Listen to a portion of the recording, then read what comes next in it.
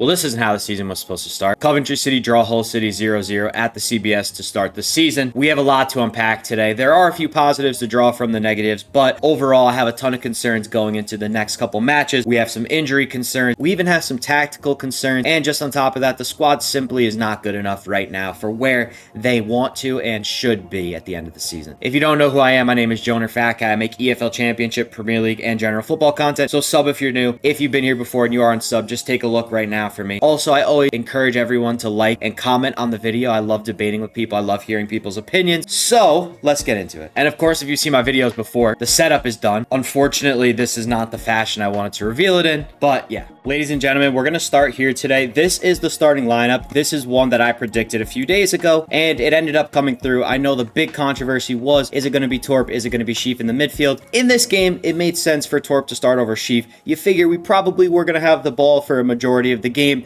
We weren't going to need too many defensive-minded players, and we're going to need Torp's creativity to break down a low block of Hull City, who are known for having a good defense and keeper. I will say that this definitely allowed Radoni to have a little bit more freedom. CBS actually showed a heat map of Radoni. He was very heavy down the right, which I thought was pretty interesting. There was definitely a lot of play down the right today. Let's look at the screenshot now. Sorry it looks B-Tech, but it's just a screenshot from my iPad I just wanted to quickly grab. So we can see that's Jack Radoni, that's Victor Torp. Jack Radoni spent a lot of the game playing in areas like this, and the reason that he was able to do that and sort of unlock his full potential was because you had Victor Torp drifting around. We will talk more about Victor Torp. I was a little bit underwhelmed with his performance today. I felt he was more of a ghost than anything today, but it did allow for Radoni to kind of get out and move freely. And you know what? In the first half, you really did see Radoni at his full attacking prowess. If we go over and we look at his statistics, we aren't going to get any heat maps yet, but he had 28 passes. He had 0.3 XG, and he had a couple really good chances from the first half on.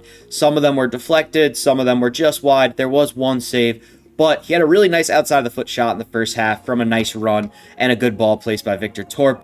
So quick turn of possession. Torp finds himself in a really good position. There you go. He finds Radoni and just unlucky to get a deflection. Whether or not that was going in, I don't know. But great ball. I don't think Sheaf would have been there. But overall, just a bit underwhelmed with his performance today. He had 28 passes. He just felt uninvolved. I know I've talked about this before. Maybe we're asking that third midfielder beside Radoni and Grimes to do an impossible job and try to fill two roles at once. But definitely would have liked to see him a bit more involved today. You wonder if Sheaf would have done a better job. But now that brings us to an extremely pressing issue. You can see it right here. This man, Ben Sheaf, played 7 minutes and was subbed off for Jamie Allen. Straight into the locker room after the match. Not what you want to see. Absolutely terrible. Really sad for the player himself. Even just the human being as well. Never good when you see a player go straight into the locker room. No emotion on his face. And quite frankly, we are now fucked in the midfield if he is gone for an extended amount of time. But you did feel a difference on the defensive side. Whether that was a question of our center backs being poor or just midfield not having a second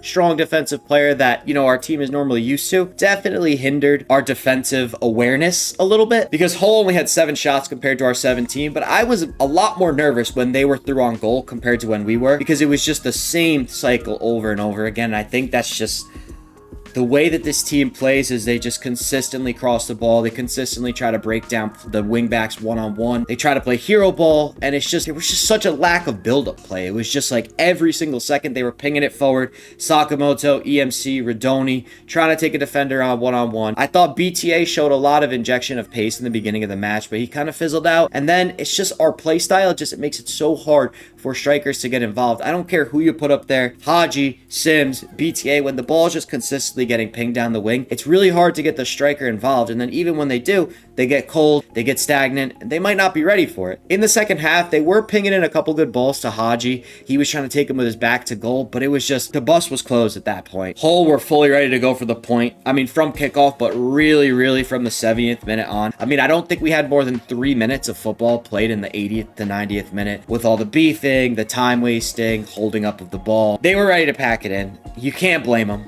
But it's definitely very frustrating, especially when, you know, they're provoking our players. Rushworth, you got to stay composed, man. I don't care what happens. In the 90th minute of a game, a 0-0 draw, a game that you should be winning, if someone pings into you, the ref will decide the fate. Don't go after him. Don't waste another 2 minutes. Put the ball forward. Bobby Thomas got Ollie McBurney back 2 minutes later with a nice hard tackle in the back. Everything is going to work out. You got to stay composed, especially in the dying minutes of the game, because Hull deflated that game. Not by being the better team. Legit legitimately just by stopping the play from happening. And it's not like this is a new concept to us. We know that we're going to hold possession. We know that we're going to be the better team in most games. Teams are going to try and frustrate you. Teams are going to slow the play down. Teams are going to hold the ball. Teams are going to take all 7.99 seconds instead of the 8 to a goal kick. And I think that just exposed a huge flaw in his game today, is that maybe it's not all there in his head. Excellent keeper. He had some really good saves. Just something to tighten up. I know Frank saw that. I know the goalkeeping room saw that. So they'll definitely talk to him and get that sorted out.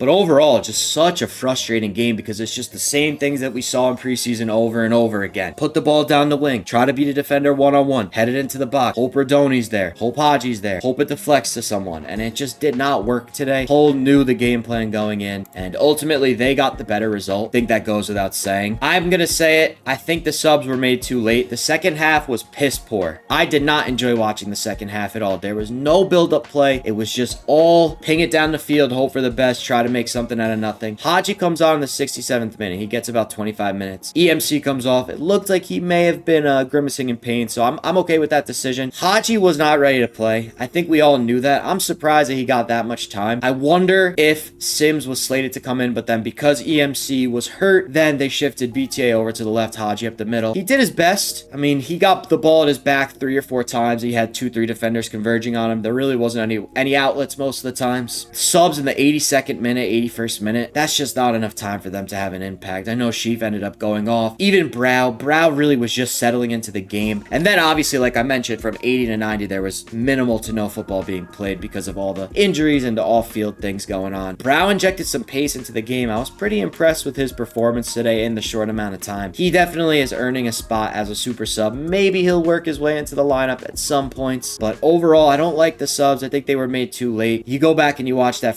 second half, it was poor. And shame on the ref today. Some really poor yellow cards being given out for no reason. His feelings got hurt and he gave Milan Venuek a yellow card. Now this right here, this was absolutely a boatload of baloney here. He stood there for 2 seconds staring at it. This was a penalty all day. It wasn't even like a minuscule, subtle challenge. Bro genuinely wound his foot up and tapped his shin. This was a penalty every day of the week. I do not know how you miss it. He was just outside the 18, so that was poor on the ref. He had a perfect angle of it, so I'm disappointed with that. But again, we didn't deserve 3 points today. There's no question about it. I'm definitely frustrated. This is probably my welcome to Coventry City moment as a fan.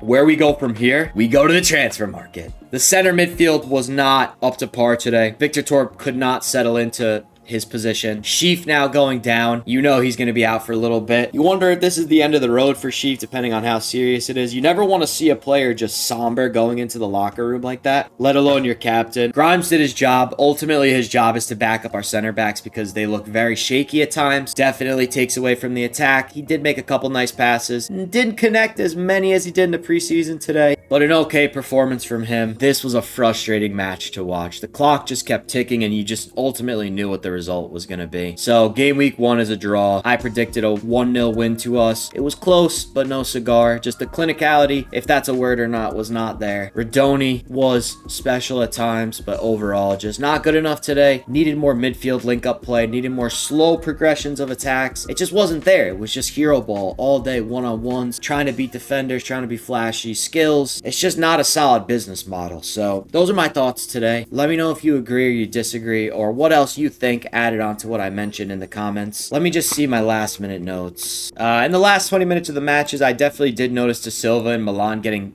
hung out to dry a little bit, but you figure that just is because of the fact that we were trying to push and get a goal. Center backs were definitely getting beat over the top a lot. The lack of pace is definitely concerning. Also on top of that, if Reagan Slater was a bit more clinical today, they probably could have had 1 or 2 goals. Don't let Hughes leave the CBS, man. We got to get Haji back up to fitness. We got to figure out something in the attack. We got to be more slow, more methodical. Slowly inch attacks forward instead of just sending it forward and hoping for the best with someone finding their way to across into the box. Again, that's going to be all for today. I'll be live probably now if you're watching this after the game, 5 p.m. UK, Sky Blue Fans TV, Twitter, Facebook, YouTube. So thanks if you made it to the end. Please leave a like. Please subscribe if you haven't. Please like the video. I already said that. Comment on the video, and peace.